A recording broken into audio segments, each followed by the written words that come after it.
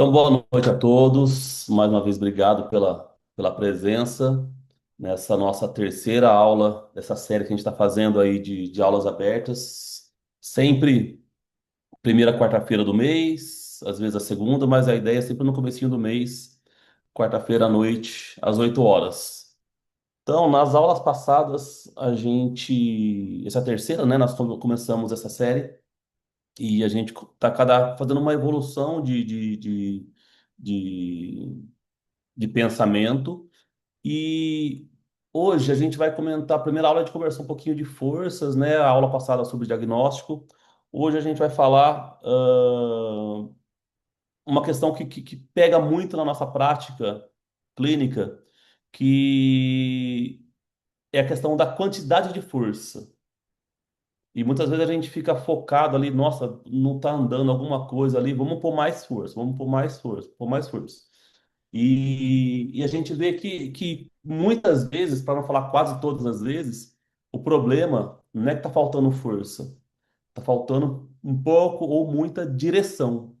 Então a gente não adianta a gente ficar aumentando, pondo força. A ideia é direcionar. Então tudo vai basear no que a gente conversa sempre, né? O que a gente usa, brackets, stops, levantes, ancoragem, enfim, tudo que a gente usa são ferramentas. Tudo tem que estar embasado no nosso diagnóstico. Então, nós falamos bastante sobre isso na aula passada. Todas as aulas a gente vai falar muito disso, que é a parte mais importante, sem dúvida.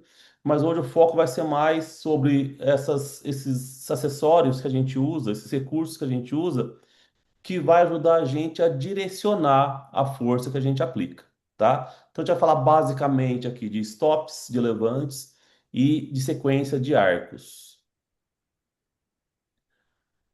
Então, lá na primeira aula, né, que a gente fez, a gente falou sobre controle de torque. Quando que eu preciso, como que a gente faz esse controle, quando é necessário, quando não é. Na aula passada, a gente falou muito sobre planejamento, a importância de planejamento. Até hoje, estava discutindo um caso com uma amiga e a gente passa uns perrengues, e aí a gente fala, né, quem nunca passou por perrengue, né, com ortodontia? E a gente muitas vezes está naquela rotina, né, de cola, bracket, vai subir no arco, vai indo, chega uma hora, alguns casos dão certo, beleza, os casos mais simples, mas alguns casos dá aquela enroscadinha e a gente fica meio perdido. E aí que vem o problema, né? Então, assim, a parte mais importante de todas sempre vai ser sempre diagnóstico e planejamento. Então, a aula passada, a aula 2 a gente focou muito no planejamento. E a ideia de hoje é a gente falar sobre a condução do tratamento. Como que a gente vai conduzir esses casos? O que a gente pode usar para poder direcionar melhor essas forças? Então, né, o recurso, né, os nossos acessórios, eles não vão entrar antes do objetivo. Então, antes de tudo, a gente tem que ter o nosso objetivo. O que que a gente quer com aquilo? Para depois a gente pensar como que a gente vai utilizar. Ponto central que nós conversamos lá no começo, né? Muitas vezes, ou quase sempre, o problema não é a falta de força. O problema vai ser a falta de direção. Então, como a gente comentou, né? Vamos pôr mais força. Ah, o dente não está indo para tal lugar. Vamos pôr mais força. Vamos pôr mais força. E muitas vezes não é ali o problema. Bom, uma rápida apresentação minha. Boa parte das pessoas estão aqui já me conhecem, mas para quem não me conhece, meu nome é Daniel Sales, sou ortodontista aqui em Poços de Caldas, já há um bom tempo, né? Estou aqui desde 99, desde quando eu me formei. Faço ortodontia desde 2007. Sou especialista em mestre em ortodontia. Criei esse sistema, né? Que a gente está chamando de Lume Ortho System, que começou lá do sistema autoligado do álbum bidimensional. Nós conversamos um pouquinho lá na primeira aula sobre isso. E hoje ele é muito mais do que isso. Não é só um sistema de brackets, é uma maneira de pensar a ortodontia. Né? E tenho dado cursos e palestras por aí sobre ortodontia. Então vamos lá, qual que é a ideia da aula de hoje? O que que a gente pretende mostrar aqui para a gente levar para casa dessa aula? Por que em alguns casos parece que não está andando? Por mais que a gente ponha mais força, o caso não está andando. E aí, como é que os stops, como é que os levantes de mordida e como é que a sequência de arco vai ajudar a gente a conduzir esse caso? Tanto a conduzir bem conduzido, ou se for necessário, como é que a gente vai poder mudar de condução? quando alguma coisa não está dando certo. Quais perguntas devem vir antes da gente escolher o recurso? Antes de escolher, eu vou pôr stop? Vou colocar stop. Ah, tá, vou colocar onde? Se eu colocar, que ele vai fazer o que para mim? Ah, vou fazer um levante de mordida? Vou. Tá, por quê? Vou pôr o levante aonde? Ele vai ficar nesse lugar até quando? Qual que é a função dele? Por quanto tempo ele tem que ficar? Ah, vou sequência de arcos. Então, eu vou começar com o meu arco lá. Quando tem que trocar? Então, a gente vai falar muito sobre isso. Fazer as perguntas que a gente tem que fazer antes de utilizar qualquer tipo de recurso. Onde é que pequenos detalhes vai proteger a nossa mecânica? O que que eu posso fazer para evitar alguns problemas? E como que essa lógica nossa do sistema Lume vai conectar o nosso objetivo, o que que a gente quer do caso, com o recurso que a gente vai utilizar e com o controle que a gente precisa ter no nosso caso. Então a gente não vai discutir aqui, né, só o que que a gente vai usar. Mas o mais importante, de novo, é discutir por que a gente vai usar e quando a gente vai usar. Eu brinco quando a gente vai fazer aula, vai dar curso, parece criança, né? Tudo é por quê. Aquelas criancinhas pequenininhas, né? Por quê? Por quê? Por quê? As perguntas são as coisas mais importantes. E ainda mais hoje em dia com a IA, muita coisa você não precisa saber imediatamente. Agora, você tem que saber perguntar. Você tem que saber qual pergunta você tem que fazer. Ele pode te dar a resposta. Se você fizer a pergunta errada, vai te dar uma resposta errada. Então, na ortodontia é a mesma coisa. A gente tem que saber o porquê de tudo. Então vamos lá. Qual que é a nossa dor clínica real? Qual que é o grande problema que a gente sente na clínica? Como a gente já comentou, né? Tô lá, montei um caso, mas putz, o caso não tá andando, né? Tô colocando força, mas a direção continua confusa. Para onde tá indo? Ah, eu tenho que abrir um espaço para um dente. Tá, vou abrir espaço para onde? Eu vou abrir espaço expandindo, vou abrir espaço distalizando, vou abrir espaço vestibularizando. Eu tenho várias maneiras de fazer isso. Então não é só simplesmente, vou aumentar a minha mola, a força da mola, vou aumentar alguma coisa ali, um elástico, tenho que fechar um diastema. Ah, eu tenho que pôr mais força. É isso que você precisa, é mais força.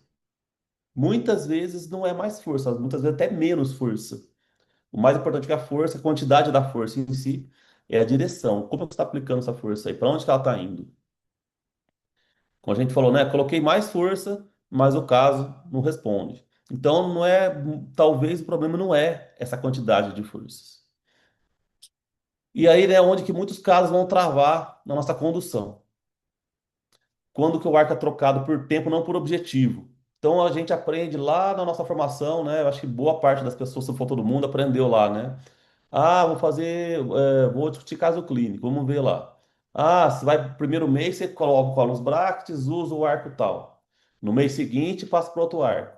No outro mês, você passa para o outro. Então, assim, o arco, ele é uma receitinha de bolo.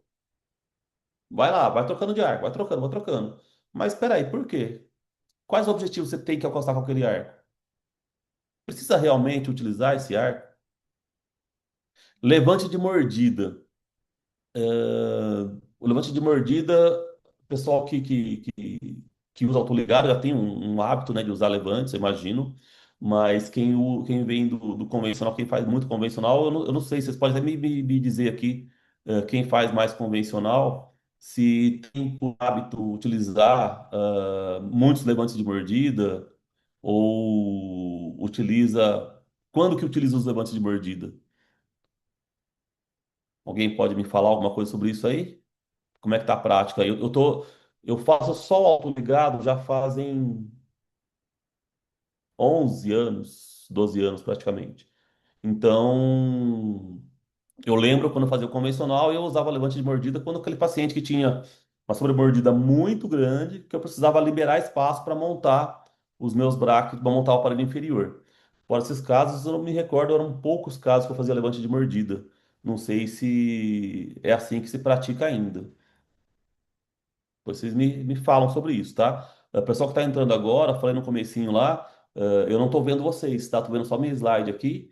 Então, por favor, tem perguntas, tem dúvida, tem alguma observação, pode abrir o áudio e perguntar, tá? Eu falo que a aula online é muito boa porque a gente consegue encontrar todo mundo, né, cada um na sua casa. Mas a gente não vê as pessoas assim, faz falta. Porque às vezes a gente tem alguém que pode estar com uma cara de interrogação, com cara de dúvida, mas eu não estou vendo, não consigo perguntar. Então vocês me falam, tá? Pode abrir o áudio e me perguntar. Stop. O stop também não se utilizava nos brackets convencionais. E no autoligado a gente usa muito stop. Muito mesmo, praticamente em todos os casos, né? São raríssimos os casos que a gente não põe stop. E a gente já fala um pouquinho o porquê disso também. Elástico. Quando que eu vou utilizar o elástico? Ah, muitas vezes vamos colocar o elástico classe 2, por exemplo, mas qual que é a hora certa de colocar? O que que eu quero de efeito desse elástico? Então são todas as perguntas que tem que fazer antes da gente começar. E o controle de torque, né? A gente vai pensar nisso quando? Quando eu perdi o controle já? Então, muitas vezes a gente está andando bem o caso e você pode perceber que boa parte dos casos que enroscam, que a gente se embanana no caso, no andamento, você pode observar que quase sempre você resolveu o problema principal antes. Aquela questão inicial já foi resolvida. Só que você causou alguns efeitos colaterais que é o que você está com dificuldade agora de resolver. Então, começa a lembrar dos casos que vocês estão tratando e me falam se é muito diferente disso. Eu imagino que não. A gente resolve o problema inicial até com uma certa facilidade, claro que não em todos os casos, mas a gente costuma resolver rápido, rápido isso, e aí depois a gente tem que correr atrás de problemas que não existiam que a gente causou. Porque faltou ali alguma questão importante lá no planejamento que passou batido, e a gente tem aquela ansiedade, né, muitas vezes, de fechar o tratamento, o paciente tem que montar a parede logo porque vou perder o caso. E aí a gente monta rapidinho ali, mas um detalhezinho que eu podia fazer lá no comecinho, que passou batido e depois eu tenho que correr atrás disso. Então são detalhes importantes para a gente pensar aí. E é onde a gente costuma ter problemas durante o tratamento. Então, qualquer recurso que você usa, qualquer acessório ali, troca de arco, levante, stop, elástico, ancoragem, tudo que você utilizar sem saber o porquê, sem ter uma direção, vai ser aquela brincadeira, né, de tentativa e erro. Vamos ver se vai dar certo isso.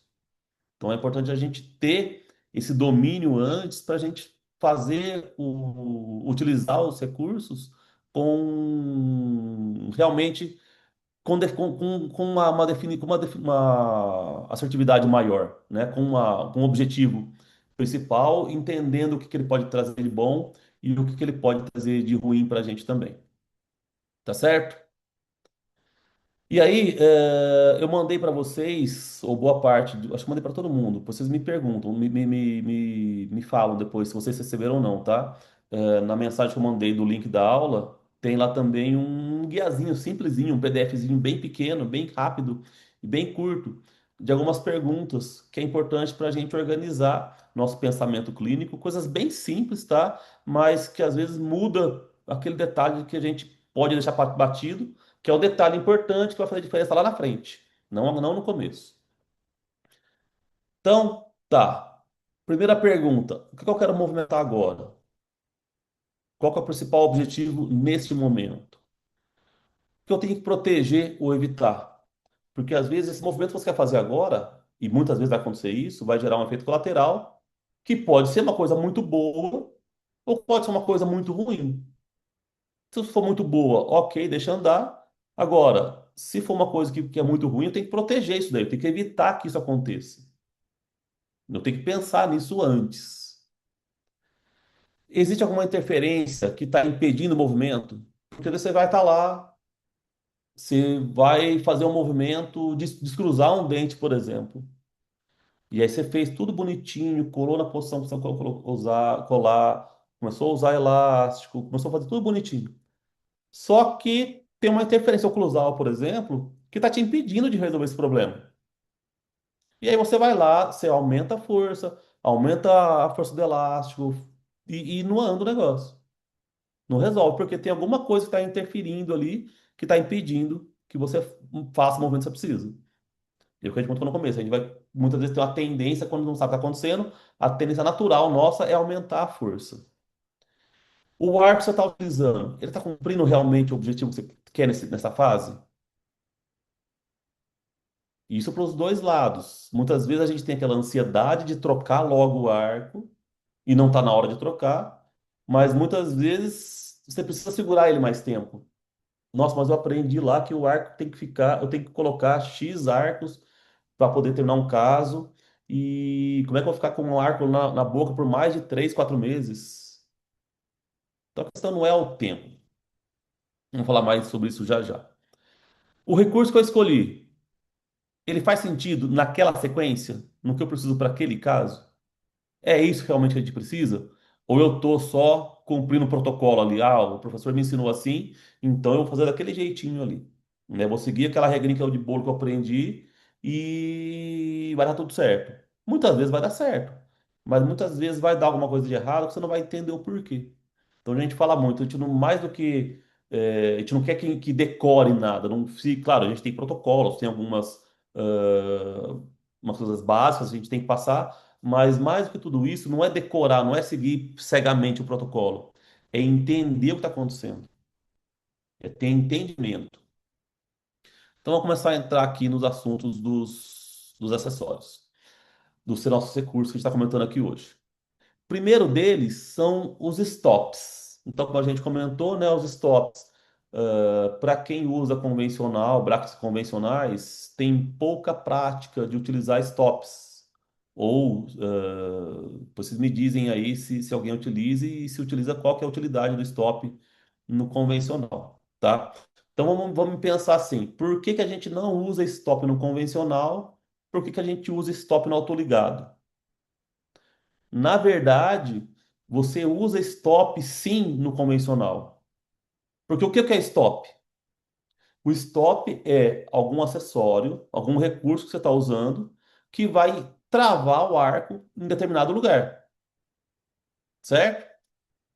Então, pensando conceitualmente no que é o stop, o convencional, você tem stops em todos os brackets. E qual que é o stop? É a borrachinha, porque ela vai atuar de maneira que vai travar esse movimento desse arco. E aí vem a explicação, por que a gente utiliza, por que que na minha cabeça hoje, claro que eu respeito muito quem faz convencional, é um sistema muito mais consagrado, há muito mais tempo, né? Mas na minha cabeça de entendimento não tem sentido usar brackets convencionais. Por que não? Porque eu estou utilizando travas, em cada bracket eu tenho travas que está impedindo o meu movimento. Ah, mas por que que o dente movimenta então, Daniel? Você está falando que tá impede movimento? Porque como a gente está utilizando travas, são travas semi-absolutas, né? Não trava totalmente. Eu preciso utilizar um arco que faça uma força maior que essa trava, uma força maior que a borrachinha, que o elástico, para movimentar o dente. E aí vem aquela questão: eu preciso utilizar mais força no convencional do que no autoligado. Utilizar mais força é bom ou é ruim? Biologicamente é muito ruim, porque você tem muito mais efeitos colaterais com uma força excessiva.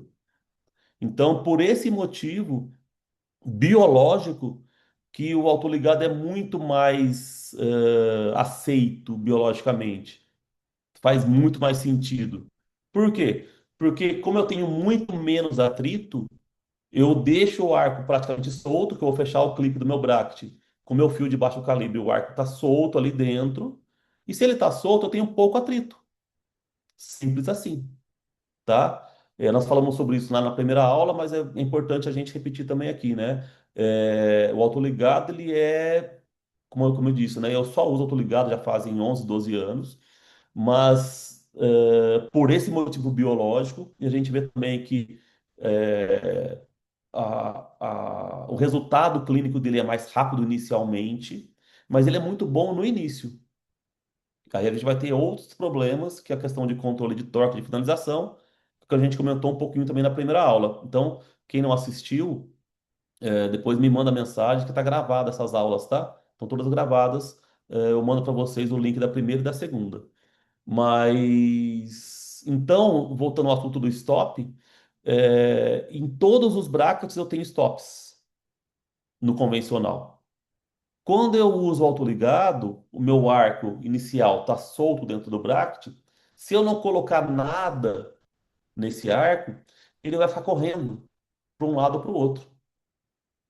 Talvez não corra tanto no início, num caso que eu tenho muito apinhamento, então o arco está muito torto, né? Eu tenho vários bindings, aí a gente tem uma parte mais técnica para falar de atrito binding, atrito notching. Mas aí quando eu tenho atrito binding, que é o que a gente mais quer geralmente, não seja, mas que a gente mais quer é o atrito binding, a gente o arco ele vai correr. Quanto mais reto o arco for ficando, conforme vai passando o tempo, que vai tendo alinhamento e nivelamento, maior chance eu tenho do meu paciente, do arco girar para um lado ou para o outro. Então, se eu não ponho um stop, que é uma trava, em alguns lugares importantes no meu arco do autoligado, eu marquei meu paciente depois de 2 meses, que o fio está funcionando todo esse tempo, tal, ótimo, daqui 2 meses. Mas o paciente, a cada 15 dias, uma vez por semana, ele está no consultório porque o arco está espetando. Então você não vai fazer um acompanhamento da ativação do aparelho, só que você perde a grande vantagem, que você atender o paciente em menos consultas, pelo fato do paciente estar toda hora no seu consultório, está machucando o ar, está espetando. Então a gente põe os stops. Por que que chama de stop? Porque ele trava, ele é uma trava do ar, tá? Então o stop conceitualmente é isso, por isso que você chama de stop. Só que o stop, ele não é só para isso. Não deve ser só para isso. Se você dominar a biomecânica do stop, ele faz coisas maravilhosas para a gente. Ah, ele é o salvador do mundo, faz tudo para a gente. Não, não é isso que eu quero dizer, tá? Porque às vezes as pessoas interpretam, então o stop, você colocar, ele vai resolver tudo para você. Não, não é isso.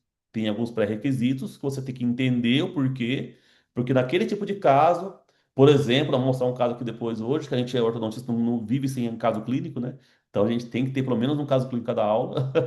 E a gente vai ver quando bem aplicado o stop, quando bem diagnosticado, né? Vamos voltar. Quando bem diagnosticado e entendido o motivo de ter, por exemplo, um desvio de linha média. Se o motivo for passível de ser resolvido por um stop, ele vai resolver para você. Então, um problema que você demoraria um tempão para resolver lá na frente no marco pesado, você resolve na primeira consulta. Olha que maravilha, imagina só, se é um recurso que pode te ajudar a ganhar meses. Uma simples travinha. Uma travinha que você coloca no barco que impede dele correr.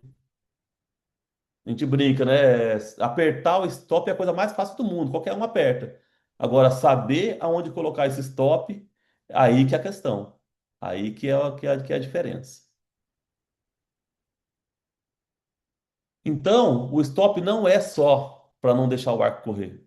O stop, em muitos casos, ele faz parte da sua decisão mecânica. E aí, se ele faz parte da decisão mecânica, eu tenho que saber disso quando. Eu não posso esperar. Depois, lá para a terceira, quarta consulta, eu vejo onde foi o stop. Não, você tem que saber na hora de montar o aparelho, porque no dia da montagem do aparelho, você já vai colar os braços superiores, vai passar o arco e você já vai colocar o stop onde você precisa.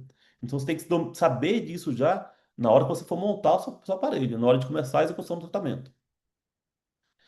Então o que que o stop pode fazer para a gente?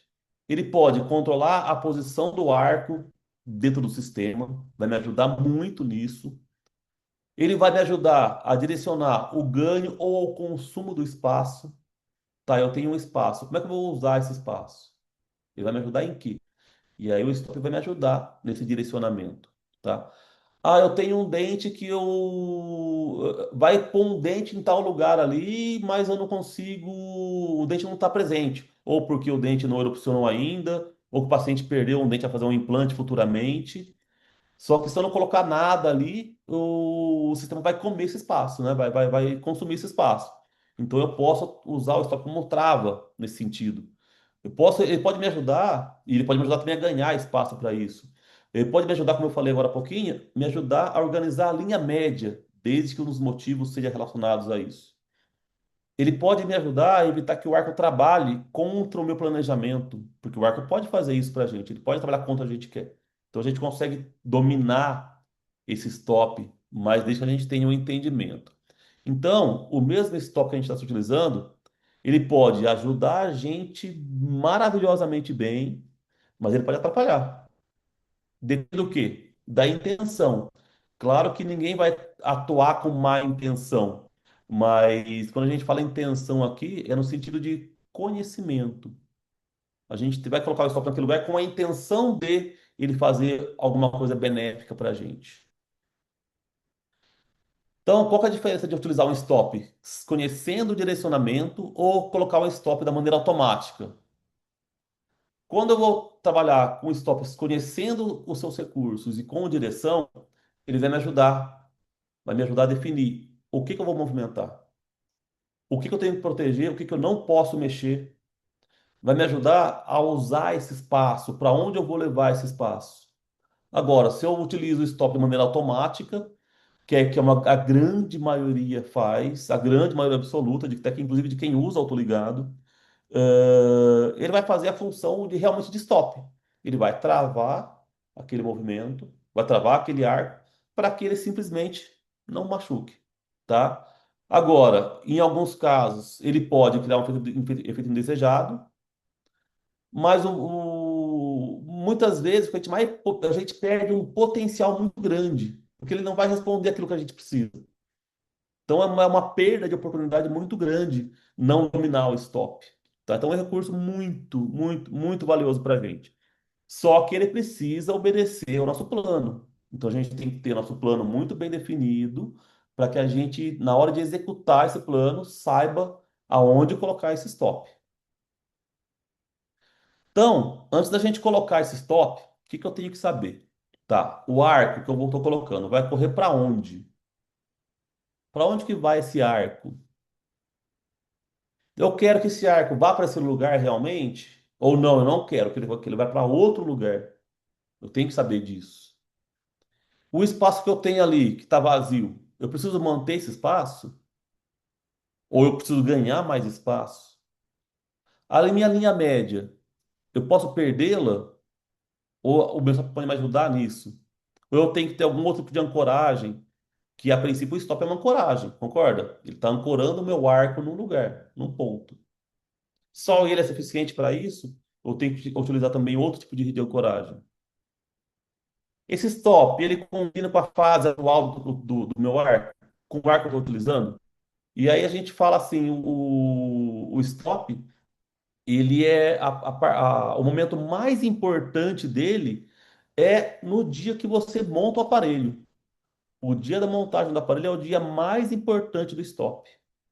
Então eu tenho que saber dele, onde eu vou colocá-lo, quando eu for montar o aparelho. Eu tenho que estar com isso, com isso tudo muito bem definido. Então eu não posso mais simplesmente, vamos colar colar os brackets rapidinho aqui e pronto, acabou. Depois eu vejo o que eu faço.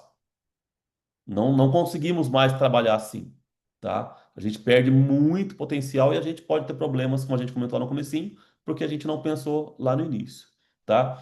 Então o stop, ele não vai corrigir a sua falta no plano. Se você falhou no seu planejamento, dificilmente ele vai te ajudar depois, tá? Ele vai simplesmente executar aquilo que você decidiu. Ah, eu quero que o arco corra para aquele lugar. Ótimo, então eu vou colocar o stop nesse lugar para que ele faça o momento que eu quero, certo? Então são perguntas importantes que a gente tem que fazer antes de colocar. Então, um exemplo aqui, tá? Eu tenho uma situação clínica. Então, eu vou lá, vou fazer um alinhamento inicial, só que eu tenho uma tendência ali de perda de espaço, certo? O meu sistema pode consumir aquele espaço ali.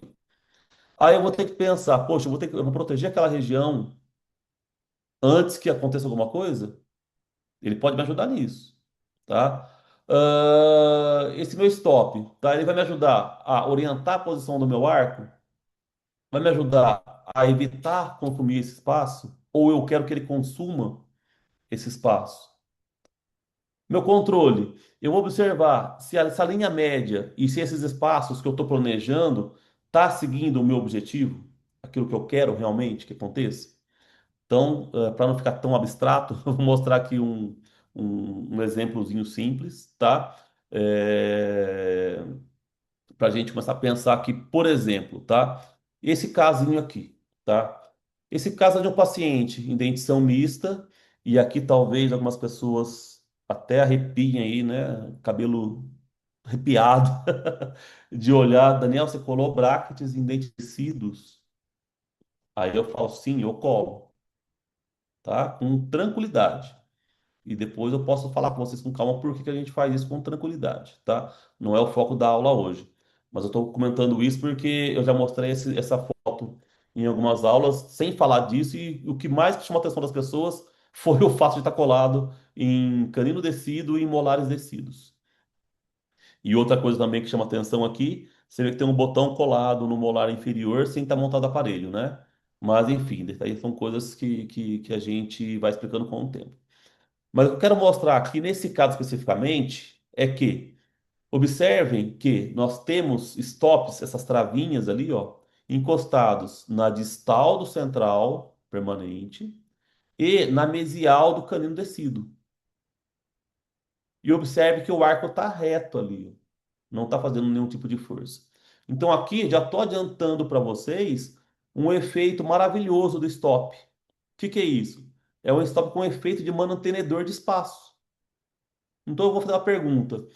Ah, o espaço que está livre ali. O paciente perdeu o incisivo lateral descido, vai erupcional permanente.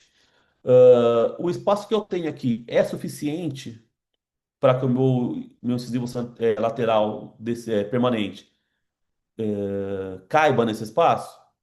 Se o espaço for suficiente, o que que eu vou fazer? Eu vou travar esses stops encostados na distal do central e encostado na mesial do canino sem consumir nenhum espaço do arco. Ou seja, ele vai travar, ele não vai aumentar o espaço, mas também não vai perder o espaço. Porque se eu não ponho nenhum stop aqui, qual que é a tendência normal? É que esse sistema feche esse espaço. Os dentes vão ter uma tendência de fechar esse espaço, sem ter nenhuma trava, e aí eu vou ter que abrir depois o espaço de outra maneira, tá? Então, se tem uma situação clínica igual como essa, por exemplo, tem um paciente que vai erupcionar um dente ainda, ou é um paciente que tem uma genesia de lateral, por exemplo, mas ele tem um espaço suficiente, o que é difícil acontecer, né? Mas se ele tiver um espaço suficiente, eu posso utilizar stops para manter esse espaço. Agora, eu tenho o espaço faltando, eu preciso ganhar um pouquinho mais de espaço, ou ganhar muito espaço. O que que eu posso fazer? Eu posso colocar os stops no mesmo lugar como eles estão, e aí eu posso dar uma puxadinha nesse arco para que ele sobre um pouco. Então eu aperto de um lado, o meu arco sobra um pouquinho, forma uma barriguinha ali, forma um excesso de arco, e antes de soltar, o stop que tá do outro lado eu travo. Então, se eu travo o stop dos dois lados e o meu arco fica maior, o que que vai acontecer? Ele vai abrir espaço. Agora, aqui eu estou falando de um sistema autoligado, de baixo atrito, utilizando arcos termoativados, tá? Esse é um assunto importantíssimo. Daniel, vai funcionar isso daí no convencional? Eu acho que até pode funcionar, só que você vai ter outros efeitos. Por exemplo, vestibularização dos dentes anteriores. Nós mostramos um caso assim na primeira aula, se eu não me engano, onde a gente falou a gente colou no canino alto, que a gente mostrou que não vestibularizou os incisivos. E aí a gente tem questões do autoligado envolvida, com a quantidade de forças, autocinese, e tem outros conceitos envolvidos aí, tá? Mas, então, no convencional, a gente não faz isso de jeito nenhum, né? Colar no canino alto de jeito nenhum. Por que não? Porque vai vestibularizar meus dentes. E no autoligado a gente vê que não vai. Claro que tem que entender do sistema, não é só falar, vou colocar um autoligado e acabou. Vai fazer tudo sozinho para mim. Não é isso, tá? Mas, então, não sei se funciona tão bem assim no convencional, mas no autoligado funciona maravilhosamente bem. A gente trabalha muito com esse recurso, tá? Então, tá aqui uma indicação clínica bem prática, certo? Pessoal, tranquilo até aqui? Perguntas, dúvidas, comentários?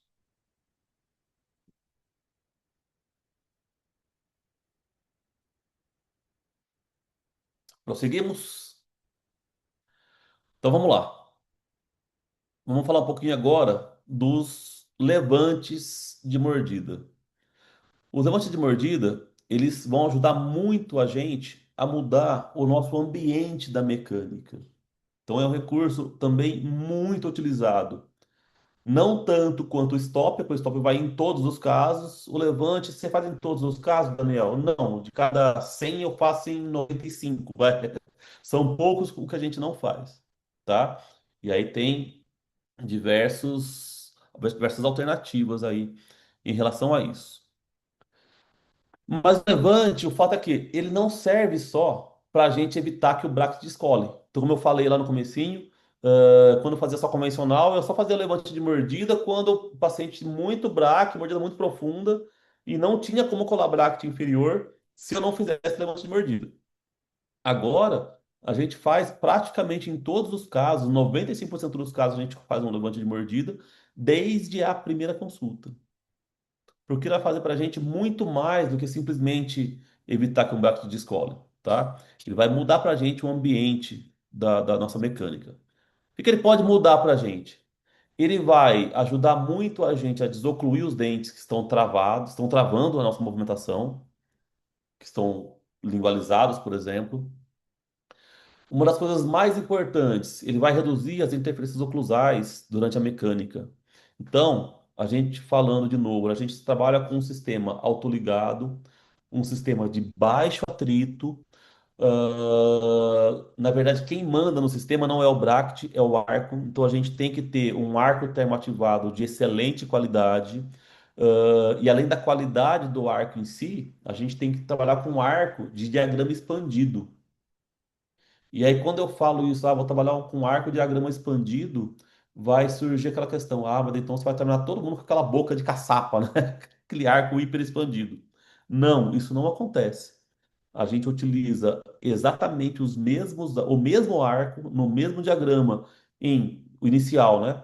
Em 100% dos pacientes, não é 99%, em 100% dos pacientes a gente utiliza, começa o caso com o mesmo arco, com o mesmo diagrama de arco, e a gente finaliza o caso com pacientes com uma expansão maior, uma expansão menor, uma expansão média.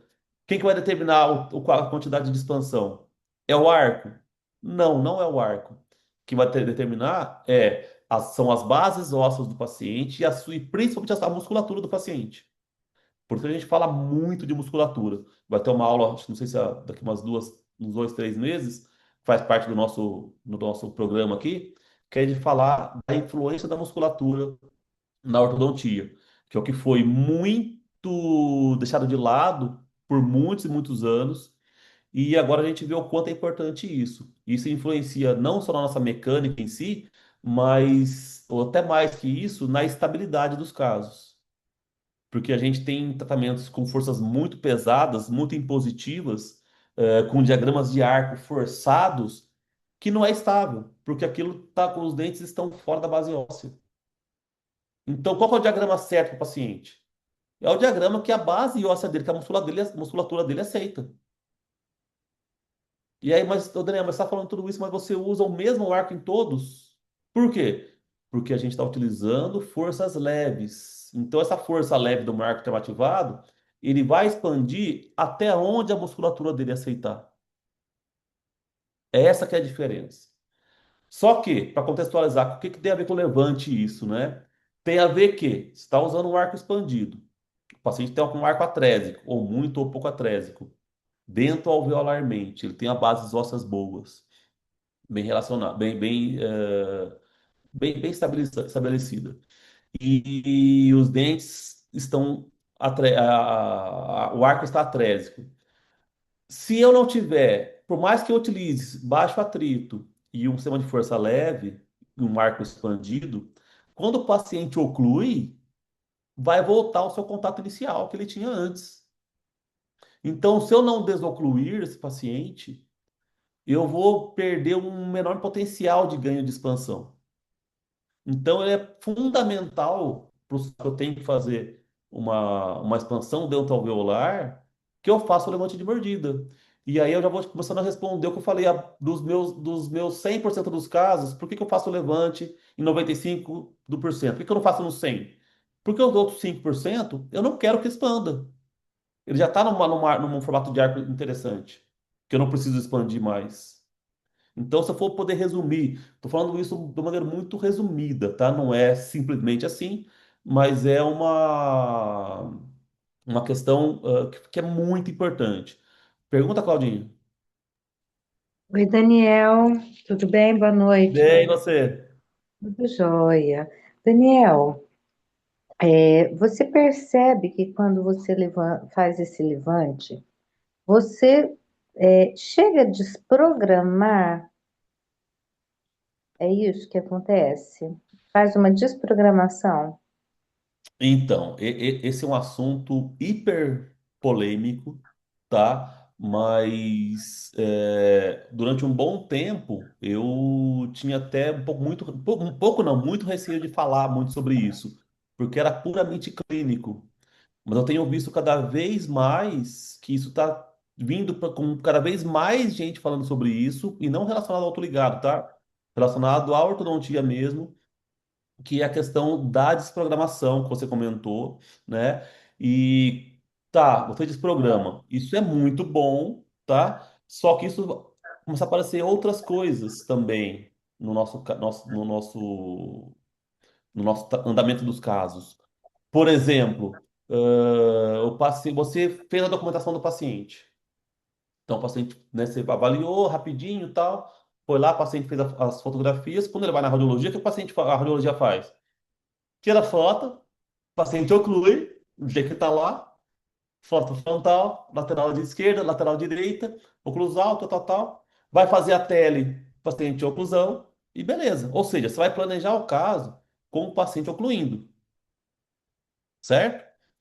Só que, em muitos casos, esse paciente está ocluindo com uma alteração na posição condylar. Em muitos casos. E aí, quando você desprograma o paciente, vira outro caso. Essa pergunta está relacionada a isso, né, Claudinho? Não. Desculpa, eu não entendi a tua pergunta. A sua pergunta está relacionada a isso, a essa Está questão de relacionada, quando você viu sim. um caso, você planejou um tratamento em cima de um caso. Aí você Na fez o levante, verdade, você desprogramou, virou outro caso. certo. Na verdade, a minha pergunta é, é, não foi nem tanto a esse planejamento, entendeu? A desprogramação do planejamento. Eu pensei assim, você vai usar o levante, certo? Você desprograma, você leva em RC, certo? Sim. Você leva o seu paciente em RC e vai trabalhar em RC, mas assim, eu não sei se vai ser confuso o que eu estou querendo dizer. Mas você trabalha em RC mesmo que essa mordida inicial seja real. É isso, eu não sei se eu fui muito clara, porque assim, Assim, eu pensei nessa pergunta, não pensando apenas inicialmente.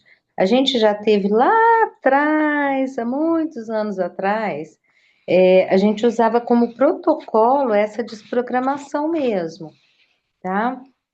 Rote clássico, né? Isso, exatamente, tá? Eu ia até falar do Jurandir, a turma do Jurandir, a gente trabalhou muito com essa desprogramação, né? Mas aí, Aham. assim, eu pensei, quero saber, assim, clinicamente, a gente desprogramando, fazendo esse levante, tá? Acontece essa desprogramação ali? É para isso que você faz também? Para dar essa liberdade, mas você consegue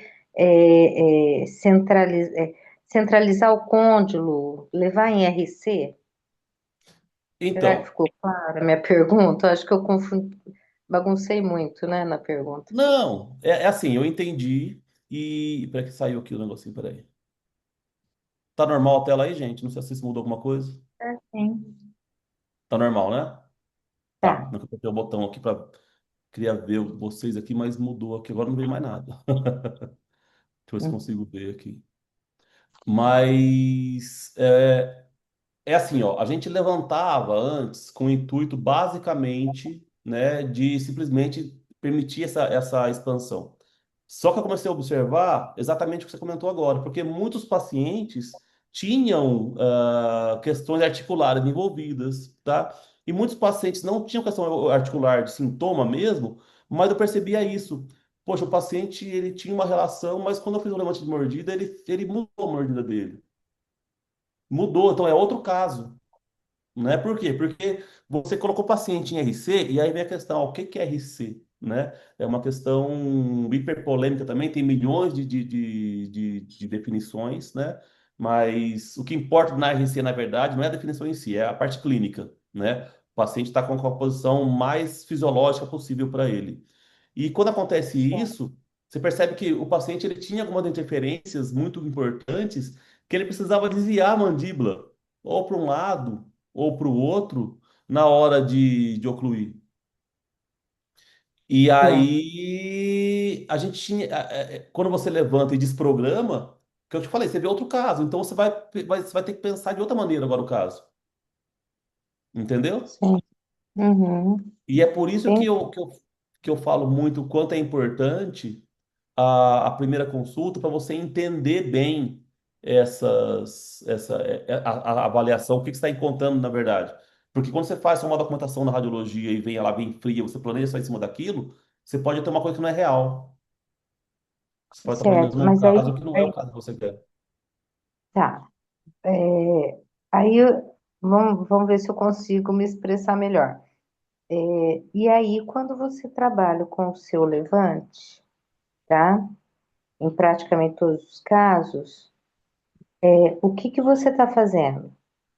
Então, você está desprogramando ou você está tendo outra ideia, outra Não, intenção? a gente está desprogramando mesmo, desprogramando. Ah, uhum, tá. Para os pacientes que. Aí vamos dividir assim, ó. Para os pacientes que a MH e a RC são muito parecidos, são iguais, ou seja, o paciente não tem nenhum problema, ele é Uhum. um simples levante de mordida que vai permitir que eu faça uma expansão do meu arco. Eu descruze um Cumprir dente, por exemplo, entendeu? melhor. Então ele É é um isso. objetivo mais simples nesse sentido.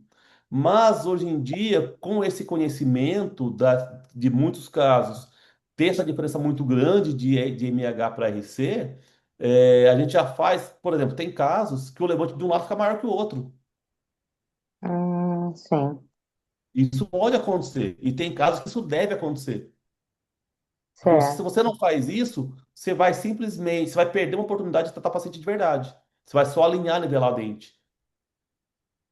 Você não vai certo, tratar ele de verdade, você não vai dar conforto para ele, né? E, consequentemente, você vai perder em questões de estabilidade final. certinho. Entendeu? Então, Obrigada, assim, a viu? gente usa com essas duas finalidades, Tá joia. certo? Obrigada, querido. Imagina, eu agradeço a Certinho. pergunta. Podem perguntar, viu, gente? Obrigada. Outra questão do levante, né? Que é o que a gente já falou antes, né? Ele vai ajudar a gente a proteger os brackets e os tubos, né? Naquela fase crítica onde ele está descolando toda hora. Vai permitir com que o arco trabalhe sem bloqueio, que é o que a gente comentou, né? Vai permitir com que o arco termoativado, no sistema de baixo atrito, exerça todo o seu potencial. Vai influenciar na leitura do controle vertical, que é uma das coisas mais importantes que a gente faz hoje em dia, tá? Então a gente consegue ajudar, olha que bacana isso.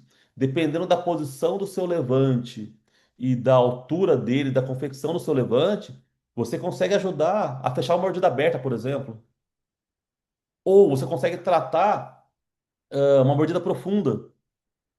E aí, até uma coisa, né, não sei se eu comentei com vocês, alguns aqui já ou não, mas vai sair agora nessa edição da Clínica Ortodontics um artigo de um caso clínico meu que nós escrevemos, que vai falar da correção da mordida profunda, curva de SPI super acentuada e atresia muito grande de arco, tudo que eu tô falando aqui agora, tá? Com um simples levante de mordida. com um simples, entre aspas, né? Com um levante de mordida, tá? Então, se você vai ver no artigo depois, eu mando para vocês quem quiser, assim que for publicado, deve sair agora por esses dias, que foi aprovado já, e me mandaram esses dias né, para poder conferir se tá tudo ok, né? Uma conferência. E a gente começou o caso com um levante posterior. Depois a gente fez um levante anterior, que é o motivo do artigo, né? O platô. E a gente fez a correção de curva de espia acentuadíssima de atresia maxilar e mandibular, grandes apinhamentos, sem utilizar um arco de curva reversa. Então, quer dizer, fica tudo muito mais simples. Eu vi que tem uma pergunta aqui que apareceu aqui, mas eu não estou conseguindo. O que está acontecendo aqui? Eu não estou conseguindo ver. Ah, agora abriu aqui. Você quer ver o artigo, né? Eu mando para vocês o artigo, tá? Pois me manda que eu mando para vocês. Deixa eu voltar aqui, peraí.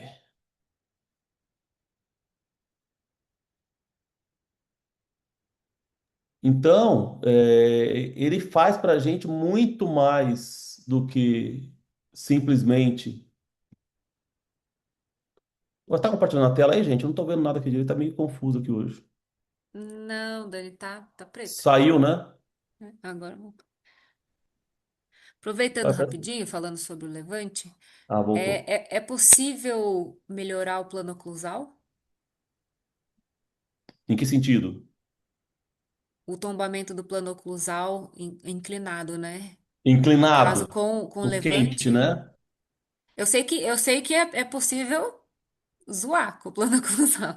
Agora, Sim. Então, de mas se é qualquer possível forma, o zoar com ele, contrário a gente pode ajeitar melhorar também. também. É, né? Sim. Acho que é mais Assim, tudo fácil. depende. Depende do caso. É que assim, a gente tem um cuidado na hora de afirmar que sim ou que não, porque a gente não pode generalizar, tá? Mas a gente pode sim atrapalhar ou a gente pode ajudar. A gente pode piorar uma mordida aberta ou melhorar uma mordida aberta. Eu posso corrigir uma mordida profunda ou posso piorar a mordida profunda. Entendeu? Então, tudo depende da causa disso, mas se eu for analisar friamente, eu posso sim corrigir. Ele pode ser utilizado para isso, desde que a causa disso seja corrigível pelo levante, certo? Ah, tá. Por isso a gente fala Tem, muito assim, que nem, é igual stop, né? Colocar a coisa mais fácil do mundo. Fazer um levante não é difícil, você tem que confeccionar. A questão é, como que você vai confeccionar ele? Ele vai ser em qual dente? Ele vai ser feito de qual altura? Vai ficar lá por quanto tempo? Entendeu? Então, são essas perguntas são importantíssimas para a gente responder antes de fazer qualquer recurso. Responde essa pergunta, Agnes? sim. Beleza. Obrigada. Então, gente, desocluir não é só um detalhe. Não, ele pode mudar totalmente o cenário do nosso caso. Certo? Então, a gente vai utilizar o levante como estratégia. E aí, quando que ele vai ajudar a gente? Quando ele vai ser um acessório para destravar a nossa mecânica, ele vai proteger a colagem, ele vai facilitar o movimento que eu planejei, tá? No caso que a Agnes falou, por exemplo, posso corrigir um plano inclinado? Tá, até posso. Mas se eu colei tudo errado, jamais vai corrigir, né? Estou citando um exemplo super simples aqui, né? Tem muito mais coisas que podem influenciar. Quando que ele atrapalha? Ele pode atrapalhar quando ele é feito sem nenhum critério, quando a gente remove ele sem saber por quê e quando tem que remover. Quando ele está feito, foi feito sem nenhuma relação com o que eu quero do caso, foi feito por fazer. Então a gente não tem essa de vamos fazer por fazer. Tudo que a gente vai fazer, né, inclusive o levante, ele tem que ter a sua função e o seu momento de reavaliação. Ele vai ficar lá até quando? E não é quando em relação ao tempo. Tem que ficar lá 2, 3, 5 meses. Não. O que eu quero que aconteça para que, quando isso acontecer, eu tenho que removê-lo. Porque se ele continuar lá, vai atrapalhar. Certo? Então é importante a gente saber disso. Então, antes de fazer um levante, eu tenho que saber lá, ó, qual que é a interferência que está impedindo esse meu movimento. O levante que eu vou fazer, ele vai ser anterior ou ele vai ser posterior? Ou eu vou começar com ele posterior e depois para o anterior? O meu objetivo é proteger, é desocluir, é ter controle vertical ou é tudo isso junto? Quais são os objetivos? Quando que eu tenho que tirar esse levante? Quando que eu tenho que aumentar o levante? Quando que eu tenho que mudar o lugar do levante? Quando que eu tenho que remover o levante de vez? O que que pode acontecer? Eu tenho que estar observando para poder avaliar isso. Qual que é o efeito desejado que pode acontecer? Então tem que saber de tudo isso, tá? A gente não pode simplesmente esquecer o levante. E aí é engraçado, eu lembro que há muito, nossa, 2000 e sei lá, 13, 14, sei lá quando, por aí, 13, 14, eu fazia um curso com o pessoal só de autoligado, mas era autoligado estético. Aí, então assim, a função basicamente do autoligado estético era alinhar, nivelar e expandir. Certo? Então, eu brinco assim, é um bracket com prazo de validade. Não vai ficar lá muito tempo. Ele mancha, ele quebra, é uma dor de cabeça. Só que para começar, ele funciona bem. Ele é ok. Aí a gente colava os brackets estéticos e tal, mas eu olhava lá atrás, putz, fazia levante de mordida, um levante de mordida azul. Aí eu falava, gente, por que que eu vou fazer um levante de mordida azul? Não, nosso colorido, num paciente que é uma coisa estética. Não estava na minha cabeça, mas eu tinha vergonha de perguntar. Aí Aí fui no consultório, falei, no meu consultório eu não vou fazer colorido. Eu vou fazer ele da cor do dente, vou fazer ele da cor da resina. Porque não tem sentido eu fazer o nosso colorido ali. E foi o que eu fiz. Fiz o levante ali bonitinho. E aí colei bonitinho, era um caso super simples, terminei rapidão o caso, não deu nem um ano. Finalizou o caso, vamos tirar o aparelho. Nossa, super paciente feliz, eu super feliz, putz, nossa, é muito bom, tal, deu tudo certo, beleza, tal. Tirei o aparelho. No que eu moldei e fui ver o modelo depois, tava lá os levantes nos dentes posteriores. Eu tinha esquecido do levante. Por que quase finalizou bem? Porque o dente intruiu. Então eu tinha feito o levante nos segundos molares superiores. Então tava lá bonitinho, só que os dois dentes intruídos. Aí, putz, aí tem que ir lá, remover o levante. Aí, obviamente, não precisei fazer de novo na paciente jovem. Então eu tirei o levante dele. Fui acompanhando, foi instruir, voltou ao normal. Mas é uma coisa que, putz, eu pensei, nossa, eu não posso. Agora todos os levantes posteriores, né? Todos os levantes que a gente faz, eles têm cor, eles são coloridos, tá? Por quê? Pra você não esquecer dele, tá? É um detalhezinho clínico besta, mas eu gosto de falar isso porque aconteceu no dia a dia clínico. E é muito fácil eu vir aqui mostrar tudo que é lindo, maravilhoso, mas não mostrar a vida real, né? Não mostrar o dia a dia, o que acontece. Então faz parte dos perrengues do dia a dia. Então não façam isso. Ô, Dani, só um detalhe sobre isso. Você falou do material. Jamais é com resina composta. Tem que usar uma com menos carga mesmo. Não, resina composta. Eu uso resina Tá. composta. As Bite, né? Ortobite. Então, aquelas bate-turbo, aquele negócio, como chama aquela. Fugiu o nome Isso, daquela é. da FGM lá, fugiu o nome dela. Aquela azulzona, né? Ortobite, né? Ortobite. Eu não gosto dela.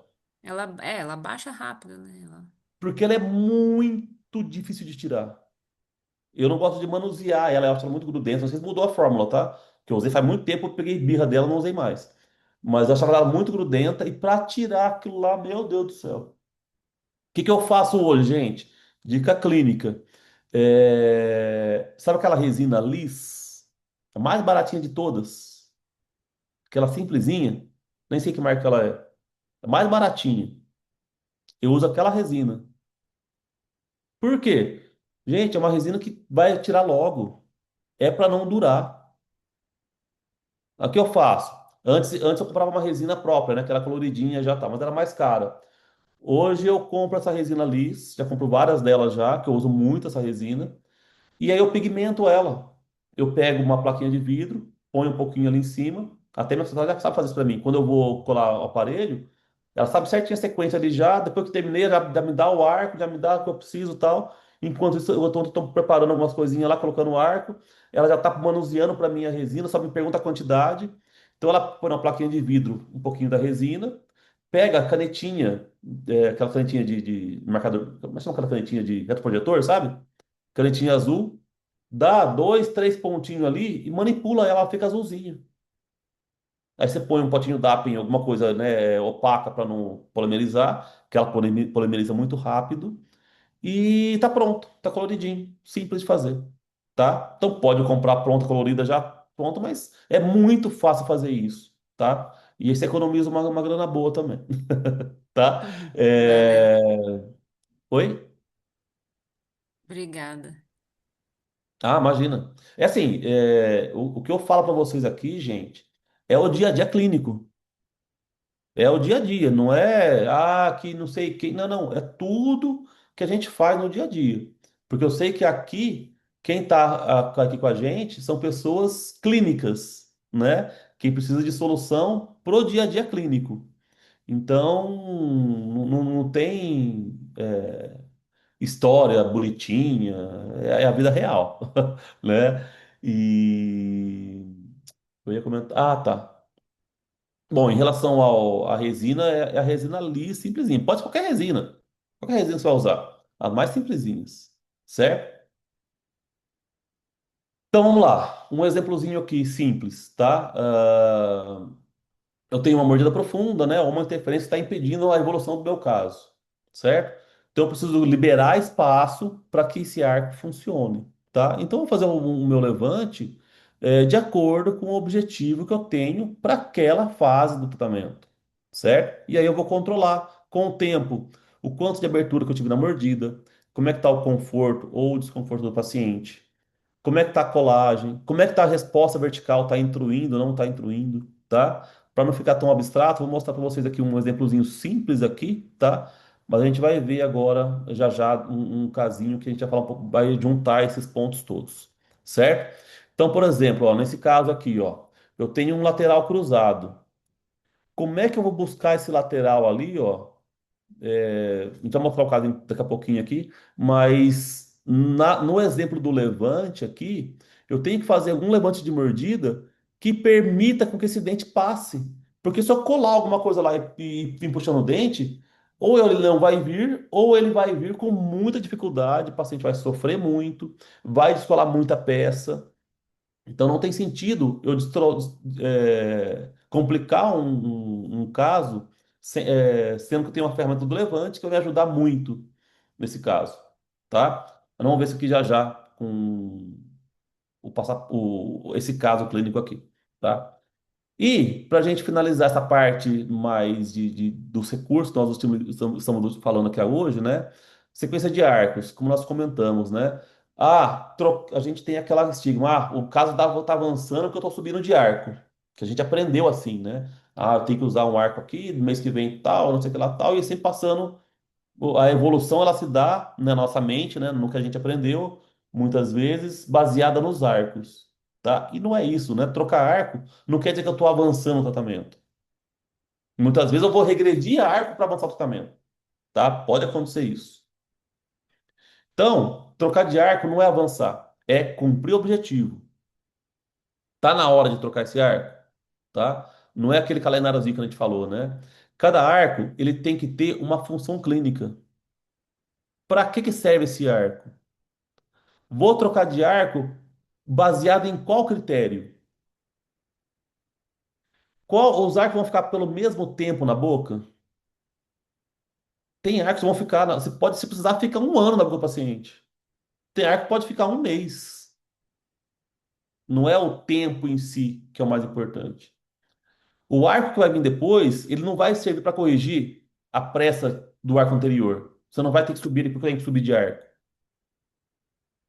A sua fase mecânica, ela tem que estar, olha só de novo lá, ó, tudo ligado lá ao seu diagnóstico. Então tá tudo ligado lá atrás, certo? Então, para resumir, o arco, a gente vai mudar de arco quando aquele objetivo foi cumprido. Aquela fase que precisava daquele arco foi cumprido. Não importa em quanto tempo isso acontece, certo? Então, qual que é a pergunta certa para cada arco? Qual que é o objetivo? Qual que é a expressão que eu quero que aconteça com aquele arco? Qual que é o controle que eu quero com aquele arco? O que que pode acontecer de ruim? Qual que é o efeito desejado desse arco que pode ter? Quais critérios eu vou usar para subir de arco, para manter o mesmo arco ou para regredir de arco? Pode ser que eu precise voltar um arco. Qual que é o próximo passo daquele caso? Então eu tenho que avaliar tudo isso antes de decidir se eu vou manter, se eu vou subir ou se eu vou voltar. Então não é uma lista de fios, é uma sequência de decisões. Eu tenho que saber o que que eu quero. Não é simplesmente ir subindo e acabou, tá? Então, antes de subir de arco, eu vou perguntar: o arco que eu estou usando agora, ele está funcionando ainda? Ou ele já perdeu a função que ele tinha? O alinhamento que eu precisava que acontecesse com aquele arco, naquela fase, já aconteceu? Ou ainda falta um pouquinho? O próximo arco que eu vou usar, ele vai aumentar o meu controle ou ele vai só pôr mais força? Porque eu posso ter arcos que façam mais força, por exemplo, um arco redondo mais espesso ou de um material mais firme, ou eu posso ter arcos de forças mais leves, retangulares, que me dê controle. O que que eu quero? Eu quero mais força? Quero mais controle? Eu estou pronto para que, no caso de um torque, eu consiga expressar o torque agora? Está na hora certa de fazer isso? Já posso chegar nessa fase? Pode acontecer algum efeito desejado que eu tenho que corrigir antes. Então eu tenho que saber de tudo, perguntar tudo isso antes de trocar de ar. Porque se eu tiver pressa de subir de arco, depois lá na frente você vai pagar o preço. Tome cuidado com isso. E aí, né, dois modos de conduzir essa sequência de arcos, né? Que é como muita gente faz, né? Por calendário. Ah, já tá na hora de trocar esse arco. Faz tempo que eu tô usando ele aqui já. Tá na hora de trocar. Vamos subir o fio. Vamos embora. Vamos avançar, né?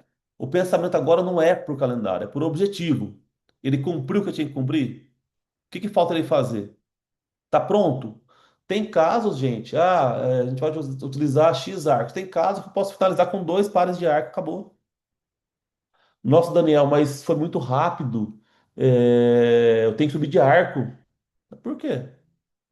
Ah, porque tem que estar no arco tal para poder terminar. Por quê? Se o caso está pronto, por que você tem que subir de arco? Aí às vezes você deu um erro de colagem ali que não aparecia porque está com um arco mais fino. Quando você sobe de arco, vai piorar o caso. Porque vai aparecer aquele erro de colagem que você tinha feito, que não tinha se expressado e agora expressou. Então. Veja bem que eu não estou falando que é para a gente terminar os casos com dois arcos, né? Estou dizendo que se o caso está pronto, não tem sentido você subir de arco por subir, tá? A gente fala, a ortodontia, né, assim como a odontologia, não é são dogmas. Ah, é assim porque tem que ser assim, e pronto. Não é religião, né? A gente tem que utilizar critérios para isso, para poder continuar, não continuar. O que que eu tenho que fazer? Então, se eu utilizar a sequência com critério, eu tenho menos improviso. A gente não quer improvisar, a gente quer improvisar o menos possível. Claro que pode acontecer situações que a gente vai precisar improvisar, aconteceu coisa que a gente não esperava, mas quanto mais planejado a gente estiver antes, melhor vai ser, certo? Então, exemplo, né, do arco certo no momento errado, né? Eu tenho um caso, por exemplo, né, ainda está desalinhado, mas eu tenho que subir de fio porque o cara me ensinou que eu tenho que passar de fio depois de um mês, né? Quais são os riscos? Eu vou ter um controle que eu não estou pronto para isso ainda.